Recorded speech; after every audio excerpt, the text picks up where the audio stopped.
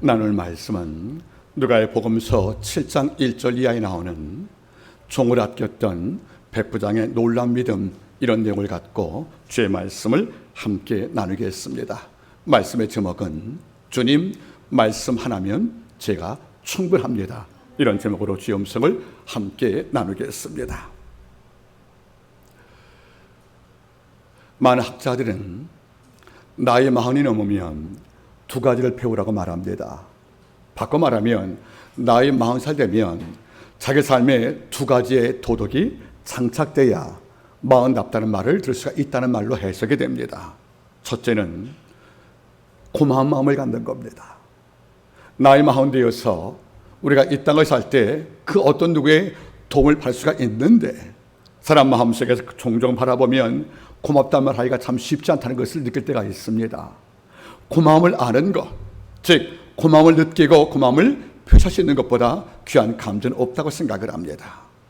또 하나, 나이 40 되면 40살 의미는 어떤 것인가 물어본다면 두 번째는 부끄러움을 아는 것입니다. 책임을 다하지 못할 때 또는 마땅한 삶의 도리를 다하지 못할 때 어떤 핑계를 갖고 내 허물을 덮는 것이 아니라 마음을 그대로 열어서 부끄러움을 껴서 하나님께 치유를 받는 이런 과정에 동반돼야 그 사람이 마흔답다는 것을 들 수 있다고 생각을 합니다.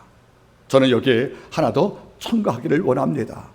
나의 마흔을 바라보고 또 마흔을 살고 있고 또 마흔을 통과했다면 고마움, 부끄러움, 그 다음에 단 한 가지가 있습니다.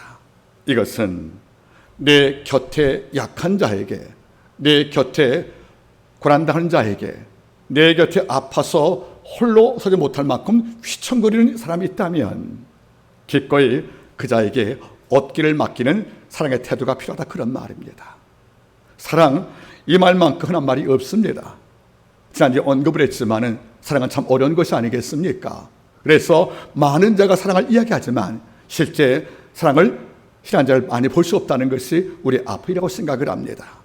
여러분, 오늘도 같은 맥에서 말씀을 증거하기를 원합니다. 여러분, 이 시대는 참 사랑에 서툽니다. 그리고 사랑에 인색합니다.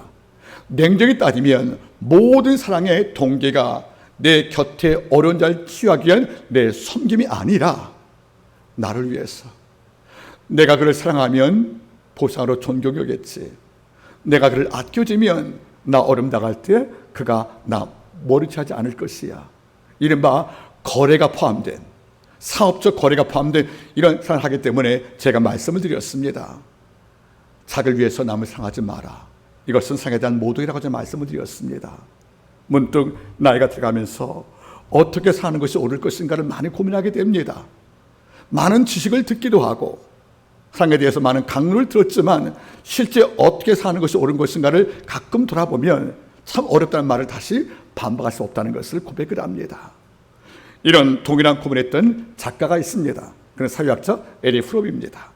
이 에리 프롬은 그의 저서 사랑의 예수에서 사랑을 평가할 때 네 가지 요소를 말하고 있습니다. 우리가 정말 옳은 사랑, 그리고 바른 사랑, 그리고 정직한 사랑을 하려면 네 가지 요소가 충분히 가미될 때 이 사랑이 옳다는 것을 그는 글로써 표현했습니다. 그 첫째가 어떤 것입니까? 사랑은 반드시 관심과 배려가 있어야 된다는 거예요. 사랑의 첫 번째는 관심이라는 겁니다. 여러분, 관심한 말이 무슨 말이겠어요? 타인의 어려움을 단서 호기심이 아니고 그 아픔을 지켜보고 여기에 대한 내 도움이 무엇일까 고민하는 감정이 바로 여러분 관심 아니겠습니까?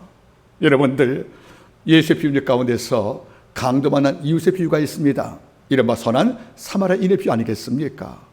어떤 사람이 여리고 숲속을 걷다가 강도를 만나서 재물 다 빼앗기고 옷도 벗긴 상태에서 던짐을 당하여 성경은 증거하죠. 거반 죽게 되었다고요.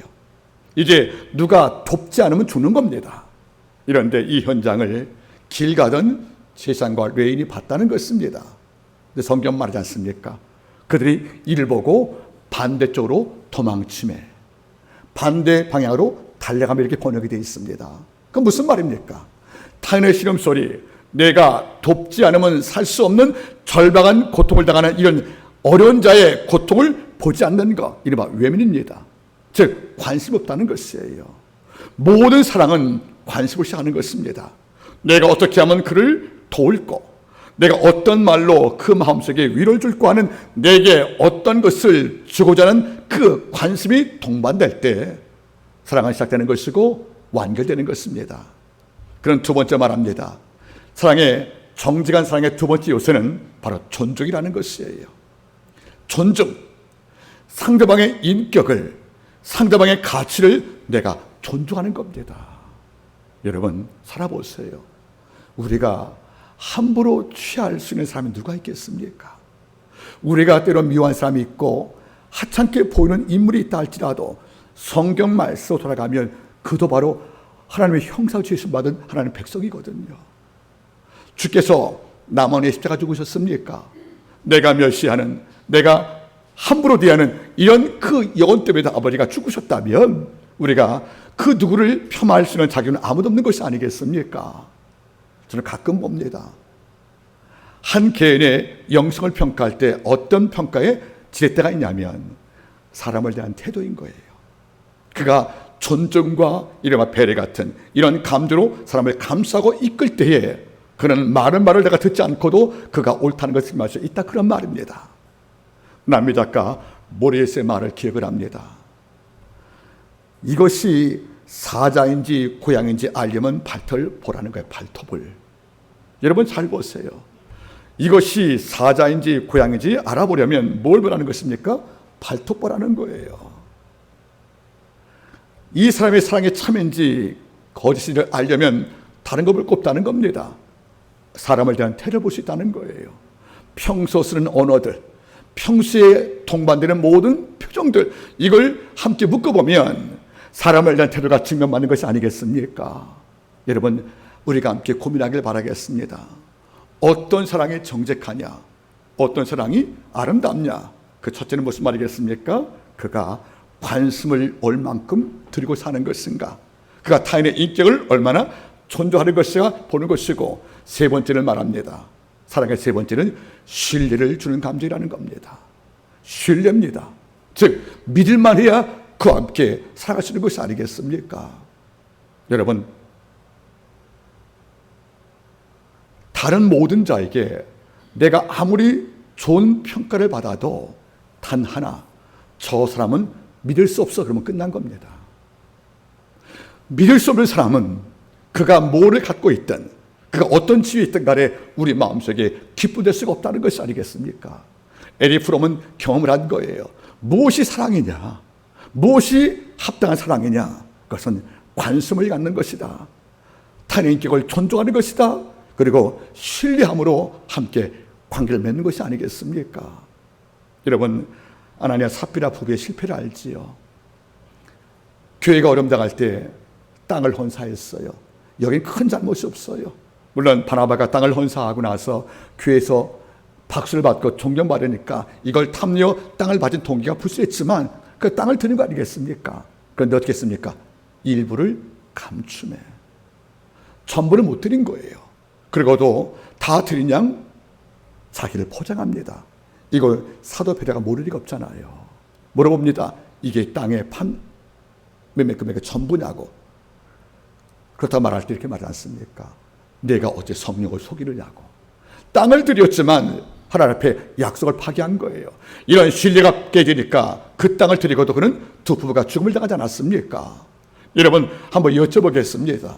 우리는 나와 만나는 파트너, 또 동력자들, 또 내 곁에 어울리는 어떤 성도가 있다면 그 자에게 믿을만한 사람이 되었는지, 내가 신뢰를 주었던 인격인지 한번 돌아보시기를 바라겠습니다.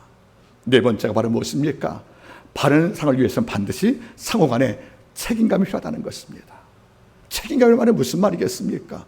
서로의 의무를 진다는 거예요. 책임을 지고 내가 마땅히 짊어져야 할 짐을 지면서 그 역할을 감당할 때 진짜 옳은 것이 아니겠습니까? 부부를 바라보십시오. 남편과 아내가 한 몸이지만 각자의 역할은 분명히 존재합니다. 남편과 아내가 각자의 책임을 다할 때 이 가정이 돕는배별되어서 세워진 것이 아니겠습니까? 다시 말하겠습니다. 이것이 사자인지 고양인지 알아보려면 발톱을 봐라. 이 사람의 사랑이 참인지 가짜인지 알아보려면 사람을 대하는 태도를 보라는 것이 아니겠습니까? 사람을 대할 때 그가 관심을 갖고 있는지, 그의 인격을 존중하는지, 신뢰감을 주고 있는지, 책임을 다하는지, 이런 네 가지 스펙트럼에서 사람을 평가한다면 틀림없다고 생각을 합니다. 오늘 한 사람을 관심을 주었던 인물, 한 사람에게 신뢰 주었던 인물, 한 사람을 존중했던 인물, 한 사람에게 끝까지 책임을 다한 인물을 우리가 만나보게 됩니다. 바로 백부장입니다. 7장에 언급된 이 백부장은 로마의 중간 관리였지만은, 그리고 유대 사회에서 지배자가 되어서 그 땅을 통치하는 이런 압박자의 위치에 있었지만은, 오늘 말씀을 통하여 우리가 발견되는 이 백부장, 비록 이름은 없지만 익명의 백부장의 삶을 통해서 이분 안에 에릭 프롬이 주장을 했던 사랑의 네 요소, 관심, 존중, 신뢰, 책임감이 동시에 발견되어서 너무도 마음이 기쁘다는 거 아니겠습니까? 이 과정을 오늘 말씀을 통하여 함께 고쳐나가기를 원합니다. 백부장은 황제의 명으로 파송된 로마의 2등 권력자입니다. 바꿔 말하면 백부장 수하에는 100명의 로마 군사가 치안을 담당을 하고 정보를 수집을 합니다. 이런 까닭에 백부장의 지에 오르면 자기의 명령 한마디에 군사 100명을 움직일 권세가 있다는 거예요. 그리고 100명의 군사 가운데서 특별히 아주 탁월한 지를 갖춘 군사 열을 취해서 반란과 또는 로마 황제를 대적하는 이런 무리를 색출케 한 정보작을 맡긴다는 거예요. 그래서 하루에 한 번씩 10명의 로마 군사가 취합한 모든 정보를 다 수집을 해서 이걸 정리하고 여기에 대비하는 것이 바로 백부장의 역할입니다. 그러면 백부장이 살아있어야, 이 탁월한 백부장이 있으면 그들의 치안과 모든 정보가 아름답게 정도되는 것이 아니겠습니까? 그러면 백부장은 이런 마음이 있을 거예요. 내 정보에 따라서 로마의 평화는 유지가 된다. 내 정보 수집 능력에 의지했던 로마는 식민지에서 반란 없이 살 수 있다. 이런 자부심이 있지 않겠습니까? 그러니까 백부장은 어떤 이미지가 떠오릅니까? 오만하겠구나. 권력을 남용하는 이런 나쁜 권력자식이 있구나. 이런 상상을 갖지만 오늘 백부장은 다르다는 것이 아니겠습니까? 다시 말하면 그의 마음속에 우리가 평상시에 상상하는 이런 백부장의 모습이 아닌 다른 모습, 인격을 관심으로 대하고 인격을 존중하고 인격에 대해서 여러분들 신뢰를 갖게 하고 더 나아가서 책임을 다하는 이런 모습을 바라볼 때 우리는 놀랄 수밖에 없다는 것이 아니겠습니까? 오늘 과정을 봅니다. 오늘날 백부장이 소식을 들은 거예요. 보니까 내가 아끼는 노예 하인총이 중병을 들었습니다. 성경은 그를 중풍으로 표현합니다. 자, 그러면 일을 담당할, 노동을 담당할 일꾼인 그 하인이 중풍에 걸리다는 사실을 뭐를 암시하는 거예요? 노동력이 없다는 겁니다. 여러분, 중풍은 손발의 마비 아니겠습니까? 그러면 손발이 마비된 이 짐승을 나기만도 못한 거예요. 손발의 마비에서 여러분들 밭에 나가 일 못하고 짐을 질 수 없는 이런 손발 마비의 중풍의 이런 하인은 이 병 자체가 주인한테는 쓸모 없음으로 인정받는 평가 아니겠냐는 거예요. 그래서 닭은 아침마다 알 한 개라도 낳지 않겠습니까? 그 역할도 못하는 것이 바로 병든 노예입니다. 그러면 그 당시에 로마의 관념상 병든들을 산에 갖다 버렸습니다. 이미 폐기가 된 거란 말이에요. 용도 폐기가. 그런데 이런 상식을 띄엎고 이 백부장은 이렇게 말합니다. 그의 산 종이 아프니까 산에 버리다든가 그를 용도 폐기하는 것이 아니라 이스라엘 땅에 권세는 장로를 불러다가 부탁을 합니다. 내 하인이 죽을 병으로 고통을 다하는 것이니까 당신이 예수를 만나서 내 하인의 병을 치료할 수 있도록 좀 중개를 놔주십시오. 내가 직접 뵙기 어려우니까 당신이 도움을 주어서 예수를 소개한다면 내 하인이 낫지 않겠습니까? 하고 부탁했다는 것이 아니겠어요. 이러니까 내 민족을 통치하는 로마의 백부장이라면 지배를 받는 유대인 장로가 호의로운 감정을 가질 수가 없는데 이 총을 더 줬다는 겁니다. 그 이유가 등장하지요. 그는 그 땅을 살면서도 이스라엘 백성을 많이 사랑했고 회당을 지어줄 만큼 마음에 착한 자였다는 것이 아니겠습니까? 이거를 예수께 말하여서 도움을 청할 때 주께서 승낙하셨고 집으로 가는 과정에서 이걸 들은 백부장이 다시 종을 보냅니다. 저희 집에 오고 감당할 수 없다고, 우리 집에 올 때 수고하지 마시라고. 다만 그 장소에서 말씀만 하시면 내 한이 낫겠습니까 하고 고백할 때 이걸 듣고 주께서 놀라십니다. 오늘 성경 말씀하십니다. 이 말을 기여기사. 그 말이 무슨 말이겠습니까? 내가 이스라엘 모든 중에서 이만한 믿음을 본 적이 없다고 칭찬했고 이 결과 집을 가보니 하인이 낫다는 것이 바로 오늘 본문 내용이 됩니다. 우리가 아는 내용이지만 이 본문을 분석을 하면 크게 네 가지 교훈을 얻을 수가 있습니다. 첫째는 7장 2절 말씀이에요. 백부장의 사랑하는 총이 병들었단 말이에요, 여러분들. 그런데 여러분들, 백부장의 종이 병들다가 아니고 앞에 어떤 수식어가 붙었습니까? 사랑하는 종이란 말이 붙었단 말이에요, 여러분들. 여러분 돌아보세요. 이 사랑이란 말이 원문은 엔티모스예요. 헬라어는 엔티모스 말은 무슨 말이냐면 직역을 하면 귀하게 여기는 이런 말이거든요. 그런데 이 말을 좀 더 깊게 들어가면 이런 말인 거예요. 내가 100개 보석이 있어요. 이 100개 보석이 다 귀하지만 100개 보석 가운데 내가 아끼는 단 한 개 보석이 바로 엔티모스입니다. 그러면 보석 100개는 다 귀한데 다 귀한 100개 보석 가운데서 내가 특별히 아끼는 한 개 보석을 고를 때 고른 말은 바로 이 보석이 바로 엔티모스입니다. 그러면 백부장 안에 100명의 군사가 있습니다. 그리고 100명 군사의 수용을 담당할 많은 종들이 있지 않겠습니까? 이 많은 종들 가운데서 이 종만큼은 다른 종과 다른 매우 독특한, 매우 각별한, 그리고 정확히 말하면 내가 너무도 아끼는 귀한 종으로 알기 때문에 그는 이렇게 말하는 것이 아니겠습니까? 내 사랑하는 종이라고. 엔티모스입니다. 돌아보세요, 여러분들.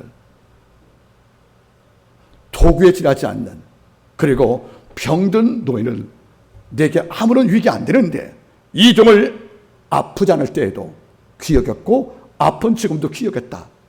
이게 진짜 사랑 아니겠습니까? 여러분, 백부장과 일 돕는 노예가 동급이겠습니까? 그 사회에서 신분이 철저히 구별되었던 그 사회에서 하인은 백부장 얼굴도 보지 못합니다. 고개도 못 듭니다.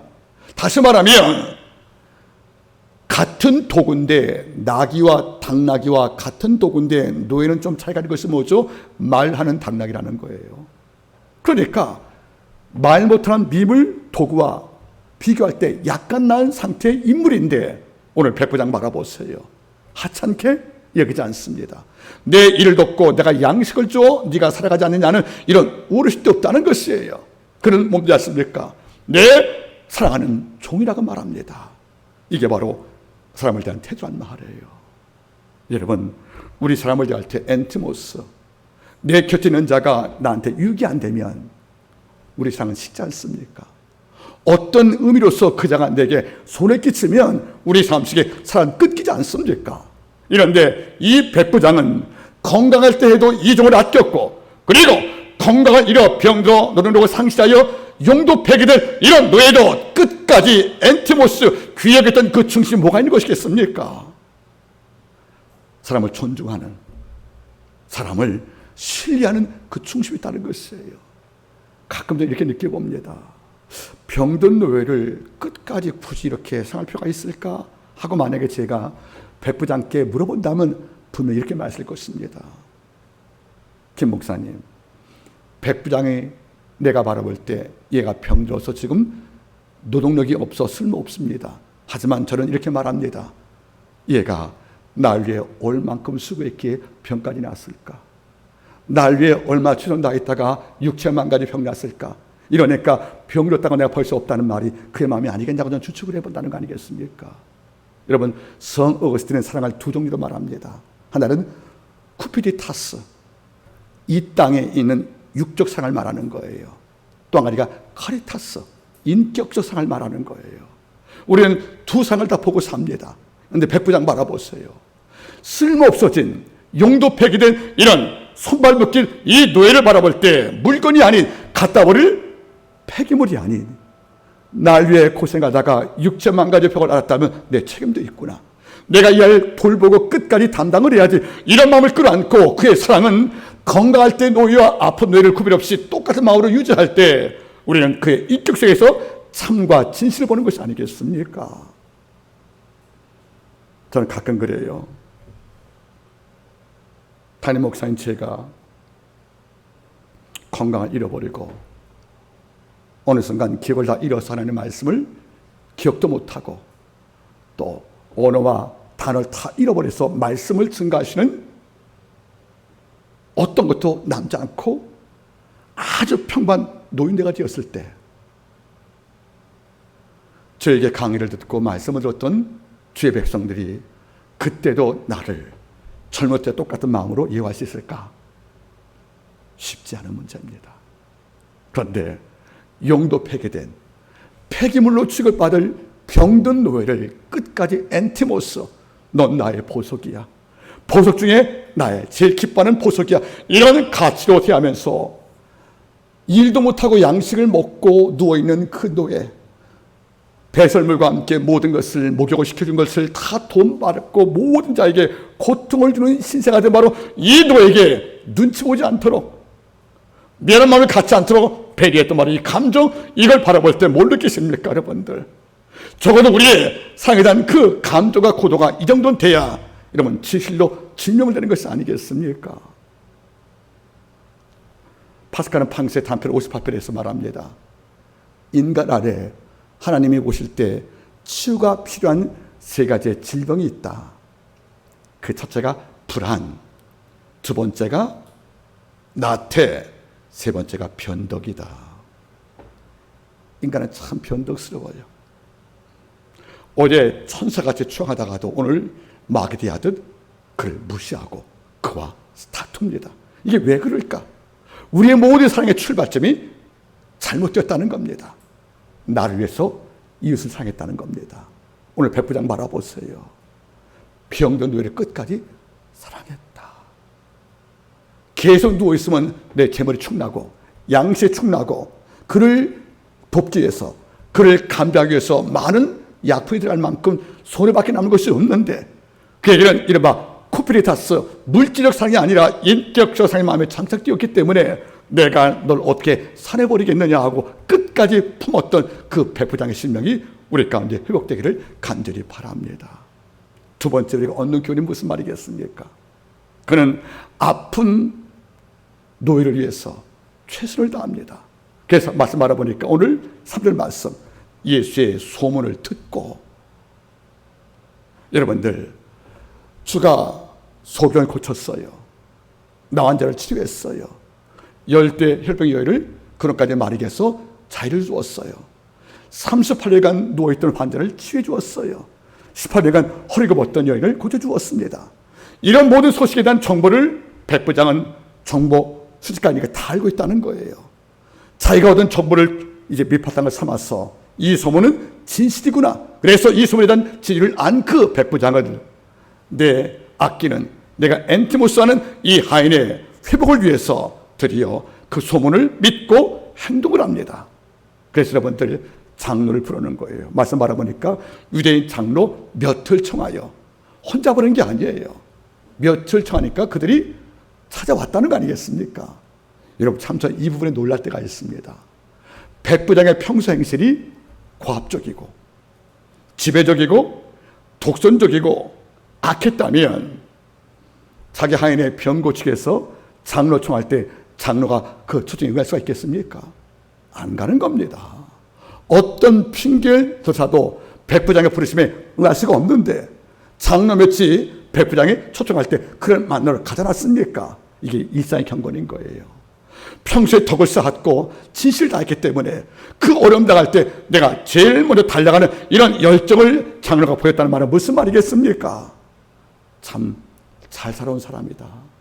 참 바르게 살았구나. 이걸 우리가 증명을 받는 것이 아니겠어요? 갈 때 장로에게 부탁합니다. 내 아끼는 종이 병들었다.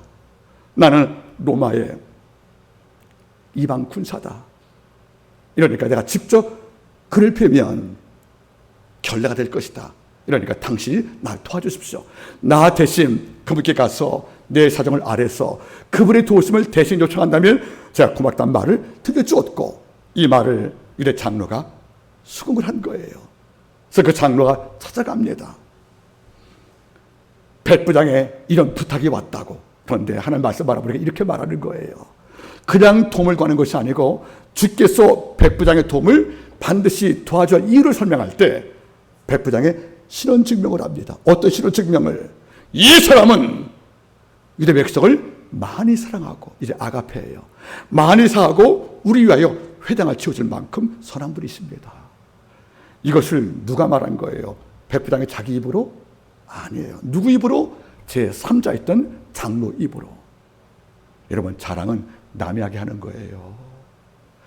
자기가 자기 자랑하면 앞에서는 들어주지만 돌아가서 그래요. 참 가볍군 사람이구나. 여러분들, 백부장은 예수께 도움을 청할 때 내가 당신 백성을 사랑한 종이요, 내가 당신 나라 회당을 지었던 이런 멋진 사람이니까 날 도우십시오 이걸 액면 내세운 게 아니라는 겁니다. 이런 모든 백부장의 행실은 누가 대신 증거해 주었냐면 바로 유대 장로였다는 것이 아니겠습니까? 가끔 돌아보는 거예요. 백부장의 이런 평판을 대신 증언한 이 말을 주님이 들은 다음에 뭘 느끼겠습니까? 이 증언 참이구나 느끼지 않겠어요, 여러분들? 한번 여쭤보겠습니다. 여러분은 어떤 평판을 받고 있습니까? 내가 어려움 당할 때 나에게 은혜 입은 자들이, 나에게 도움 받은 자들이, 마치 다비다가, 욥바의 다비다가 바늘과 실려서 욥바에 있는 이런 과부들에게 속옷 겉을 안 줘줬습니까? 이걸 다 주었단 말이에요, 여러분들. 그런데 다비다가 병도 사망을 한 거예요. 욥바에 있는 배를 모시고 올 때 욥바의 여인들이 이렇게 말합니다. 다비다가 생전에 지어준 속옷 겉을 다 갖고 와서 이걸 보여주는 거예요. 이걸 지어준 자가 바로 다비다니까 그걸 꼭 살려달라고 부탁하지 않겠습니까? 우리의 평소의 선행과 평소에 사랑한 모든 것들은 당장은 소리같이 볼지 몰라도 어느 순간 이것은 내게 돌아오는 아버지 복으로 역사하지 않겠습니까? 랍비 힐리는 말합니다. 우리가 이 땅에 목숨이 끊겨 이 땅을 떠날 때 우리가 이 땅에 없어도 남는 두 가지가 있다. 이것은 그가 드린 기도와 그가 베푼 선행이라는 거예요. 우리의 기도와 선행은 우리가 목숨을 떠나도 이 땅에 남아있다는 것이 아니겠습니까? 오늘 보세요, 여러분들. 대가를 받기 위해서 이스라엘 백성 산 건 아니었지 않습니까? 존경을 받기 위해서 회당을 지어준 게 아니란 말이에요. 그게 옳다고 여기서 지어준 것입니다. 이런데 이렇게 베푼 모든 선행이 땅에 묻히지 않고 예수님을 설득하는 증거로 작용하는 것을 바라볼 때 너무도 감사하지 않겠습니까? 이거 주님이 들으신 거예요. 주님은 집이 어디냐고 허락하시고 치어러 가신다는 것까지가 오늘 본문의 내용이 아니겠습니까? 이런 꼭 부탁을 드리겠습니다. 주가 내게 준 복 어디 쓰고 있습니까? 하나님이 내게 준 복이 있다면 어디에 쓰임새가 있습니까, 여러분들? 움켜잡고 창고에 더 많이 쌓아두고 이걸 걸어 잠그고 내 영혼아 먹고 마시자고 날 위해서만 이 재물을 쓴다면 이런 종보다 불쌍한 게 없다는 거예요, 여러분들. 이 종을 바라보세요. 월급을 탄 거, 내가 저축했던 모든 것을 다 통원해서 이스라엘 백성을 많이 사랑했단 말은 무슨 구제했다는 말이에요. 회당을 지을 때 비용이 적지 않을 터인데 이걸 감당했단 말은 무슨 말이겠습니까? 아무런 대가 없이 베푼 선행이지만 이 선행이 어떻게 들어갑니까, 여러분들? 내가 아끼는 종에 취하는 그 증거로서 유대 장로가 예수의 설득한 도구로서 이것이 작용이 됐고 여기에 감동받은 주님이 그 집을 찾아게 만드는 힘으로 역사한 것이 아니겠습니까? 전 이 부분에서 많이 감동합니다. 따라하십시오, 여러분들. 주라고 주신 것입니다. 너무 인색하지 말기를 바랍니다. 제가 요즘에 기도하는 것이 뭔지 아십니까? 환대예요, 환대. 환대가 뭡니까? 남에게 베푸는 겁니다. 부끄러운 간증을 합니다. 금요일날 오후 기도 때 하나님께 기도할 때 기도를 다 마치고 나서 제가 아내한테 그런 말을 했어요. 나 이제 늙었나 보다. 왜요? 물어보길래 그렇지만 내가 못남을 알기에 교회를 가든 기도실에 가든 그래 한 번 어쩌면 내 기도 시간 보통 5시간이었다. 근데 걸려와서 3시간 이상 못하는 거예요. 금요일 오후도 3시간 딱 되니까 1시에 와서 오후 4시가 딱 되니까 지쳐서 더 이상 기도 못하겠는 거예요. 순간 뭘 느꼈냐면 좀 더 기도로 성도를 섬기고 환대하는 것이 더 필요한데 이렇게 내가 젊을 때와 다르게 3시간밖에 못할 정도인가? 이 마음이 가슴에 탁 막히게 너무 힘들었다는 것이 아니겠어요, 여러분들? 여러분 잊지 마세요. 우리가 있을 때 젊을 때 좀 더 많이 기도하고 있을 때 복을 들어올 때 남만이 환대 도와주고 여러분 다 늙어서 경적 잃어버리고 체력을 다 빼앗겨서 돕고 싶어도 경제력이 안 되는 돕고 싶어도 여러분들 체력이 안 되는 이런 불행이 오기 전에 내 젊은 날의 아버지 앞에 기억되는 고레비같이 그가 기도와 구제가 심히 많더니 이런 삶을 살 것이 복되는 것이 아니겠냐 그런 말이에요.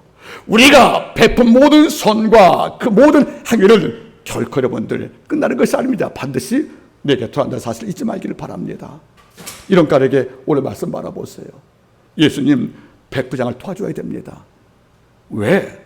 그가 평소에 이스라엘 백성을 압제하지 않고 빼앗지 않고 탈취하지 않고 오히려 사랑했습니다. 우리에게 회당을 지어준 귀한 종이라고 말할 때 주님은 그의 어려움 당할 때만 주님을 찾는 일회적 도움이 아니라 평소에 남을 도와주었기에 내가 도우시다고 믿었던 마음을 전 감동자가 아니겠다는 것을 알 때 도로 간 것이 아니겠습니까? 그런데 세 번째가 중요합니다. 주가 백부장의 집을 가시는데 거리가 멀지 않았다고 말합니다. 가는데 이걸 백부장이 들은 거예요. 다시 종을 보냅니다. 하는 말이 뭐죠? 우리 집에 오는 것을 이제 감당할 수 없다는 거예요. 나도 당신을 만나도 감당할 수 없다는 겁니다. 이게 무슨 말이에요, 여러분들? 여러분들, 로마인들은 유일신 여호와를 믿습니까? 다신교를 믿습니까? 다신교, 이른바 만신들이 있단 말이에요. 신이 2만 개입니다. 그래서 그 가문이 신을 선택하는 거예요. 제일 으뜸신은 제우스고 두 번째가 황제입니다. 그래서 이국 땅에 파송되는 군사라든가 바닷길을 나가는 어부들은 그 생명위에서 보호받으려고 제우스 신상과 황제 신상과 함께 우리 가문이 믿는 신상을 3개 정도 준비했거든요. 이것을 자기 집안에 설치했다는 거예요. 아침에 향을 피우고 저녁에 기도해서 내 집안에게 있는 신에게 내 안녕을 보호받는 이런 문화가 있는데 지금 주님이 내 집으로 오고 있다는 거예요. 그러면 도움은 예수께 청하고 평소에 신방신은 따로 있고 이런 이율배반적인 문화에 도착하니까 이 백부장은 당을 한 것이 아니겠습니까? 그분이 오셔서 내 집안에 우상을 본다면 어떤 마음일까 하고 주의 마음을 헤아린 것이 아니겠어요? 하는 말이 뭐죠? 오심을 내가 감당할 수 없습니다. 이런 우상이 점철된 내 가족을 당신께 보이는 마음을 갖고 염척게 내가 어찌 당신께 도울 게 있습니까? 하는 마음을 갖고 두려워 떨었다 그런 말 아니겠습니까? 부끄러움을 알고 있다는 겁니다. 그럼 뭐예요, 여러분들? 오지 말라는 것입니까? 그게 아닌 거예요. 그는 말합니다. 오지 마시고 그 장소에서 따라하세요. 한 말씀만 하사 충분하다는 겁니다. 여기에 여러분들 정점을 짓습니다. 내가 들은 당신에 대한 정보에 의하면 당신은 말씀으로 38도 환자에게 안수 없이 자리를 들고 걸어가라 만들었다. 내가 저 정보로는 죽으니 나을 때에 썩은 나솔을 걷게 하시고 수위를 풀어서 살려주었다. 이런 창조주 당신이라면 굳이 내 집안에 부정한 땅까지 와서 내 종에게 안수할 것이 아니라 그 능력 그대로 당신이 한 말씀으로 선포하시면 모든 피조물과 내 하인을 괴롭힌 질병도 다 복종할 터인데 왜 굳이 걸어오십니까? 말씀을 통하여 모든 것을 정도시켜 주옵소서. 우리의 믿음은 어때요? 100번을 안수받아 믿잖아요. 주님 100번을 신방해야 조금 믿어지지 않습니까? 이걸 너무 성급한 말이에요. 제가 아는 당신은 창조주입니다. 내가 수많은 정보에 당신은 말씀으로 모든 것을 제압하십니다. 어떻들으니까 폭풍만한 제자를 삼킬 만한 모든 폭음 받아도 고요하라 참잠을 한마디로 침묵시켜서 당신이 피조물이 우뚝하셨습니까?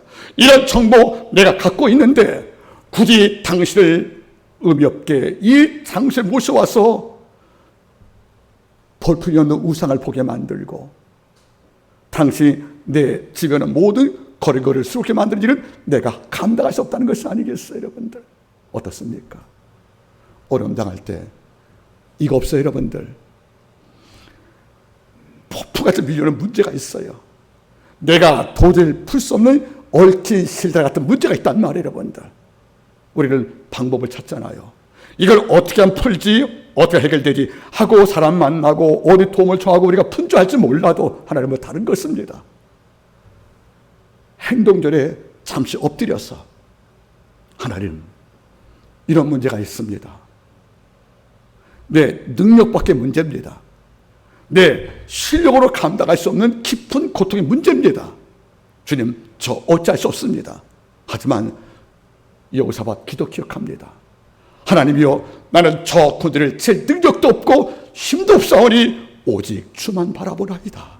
이 마음을 끌어안고 주여 말씀하나사 지금 당장 창조의 언어를 선포하사 당신의 거룩한 발성으로 내 문제를 제압하는 권세 말씀을 선포하심을 통해서 내가 풀 수 없었던 모든 문제를 고요하고 잠잠하게 해주심을 제가 믿나이다.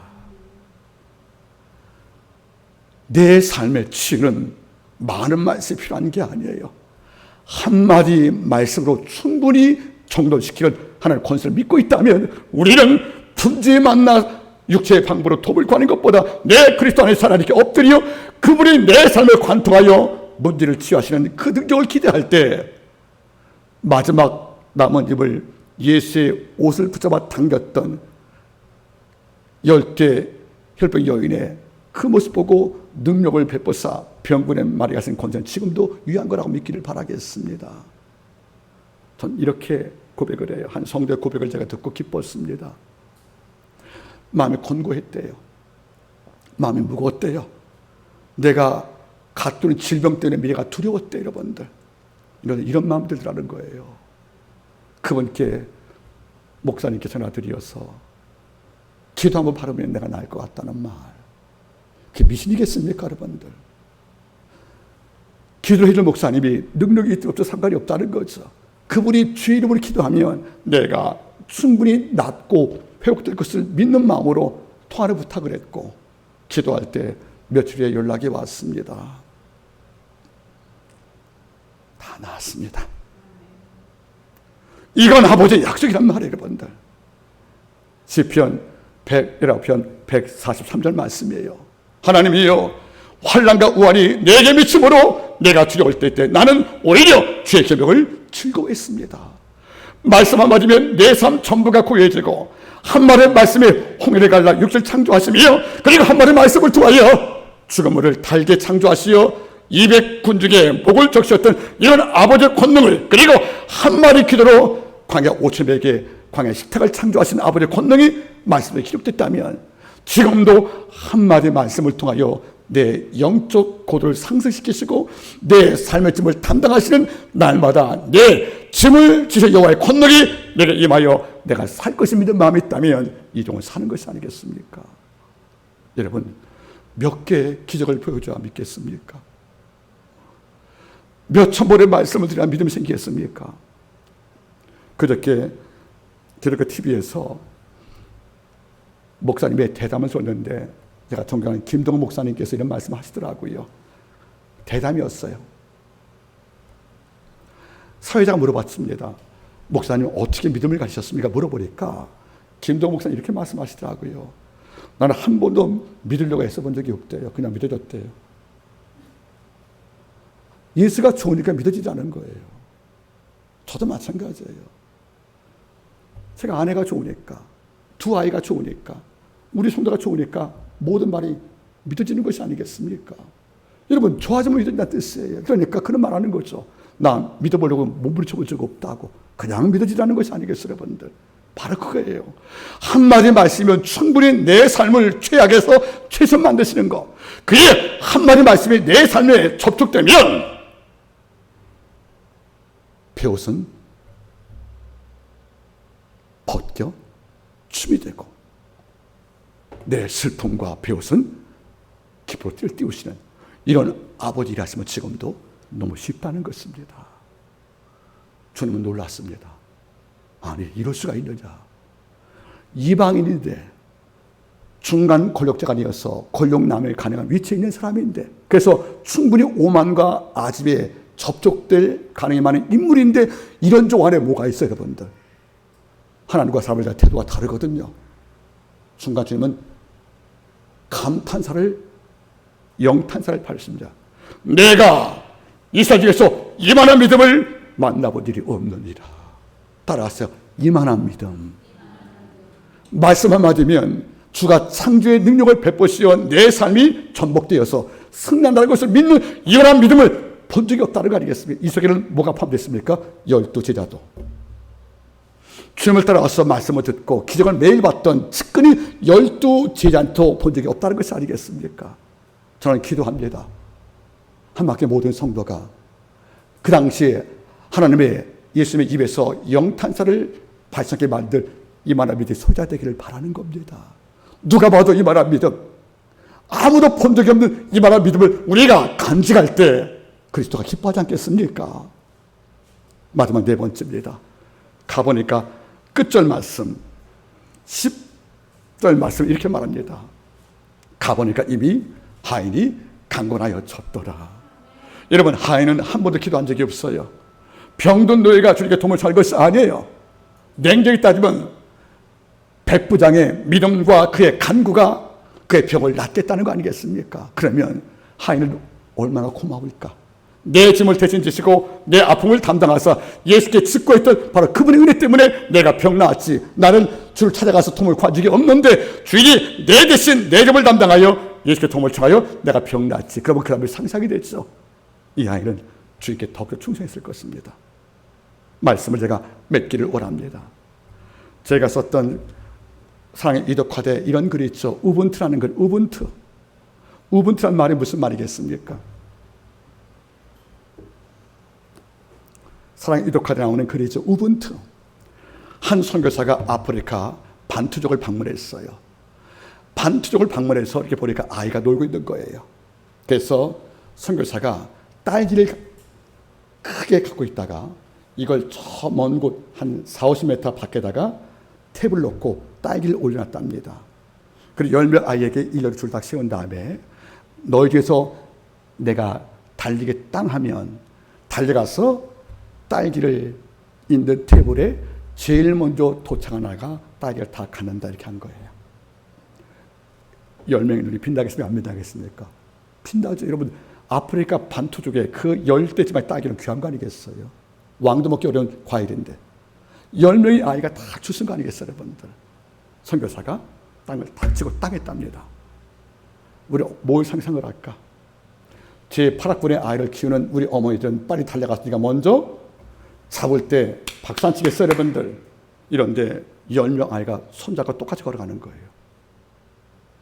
10명 아이가 똑같이 걸어가서 똑같이 쫓아가는 겁니다. 그러면 테이블에 있는 딸기는 누구 몫입니까? 10명 몫이란 말이에요.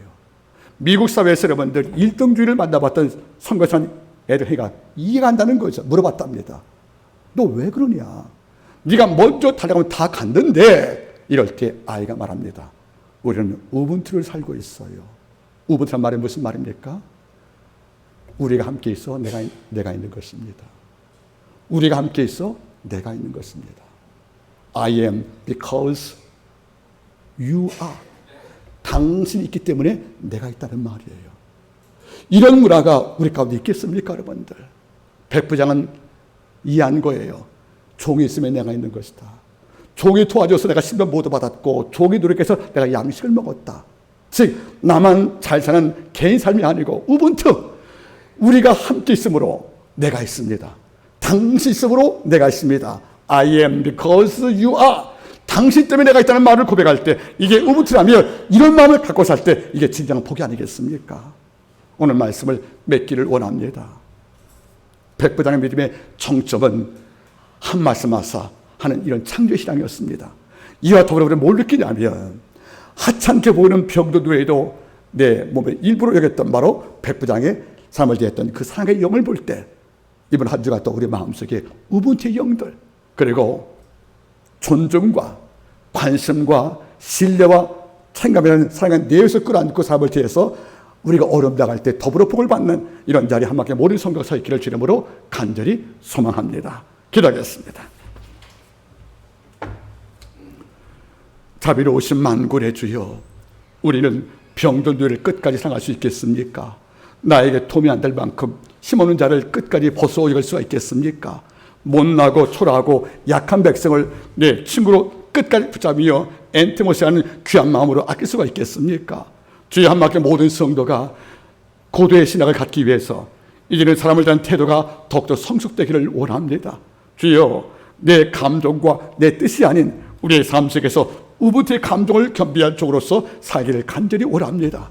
한마음께 공동체가 우부트의 감정을 끌어안아 우리 모두에게 용서와 섬김과 이해와 관용이, 회복과 치유와 안식과 위로가 있는 성령 공동체가 되어서 오고 싶은 교회, 머무는 교회, 정말 좋은 교회로 함께 세워주심을 통하여 아버지의 기쁨 되기를 간절히 원하며 모든 말씀을 예수님의 이름으로 기도드리옵나이다.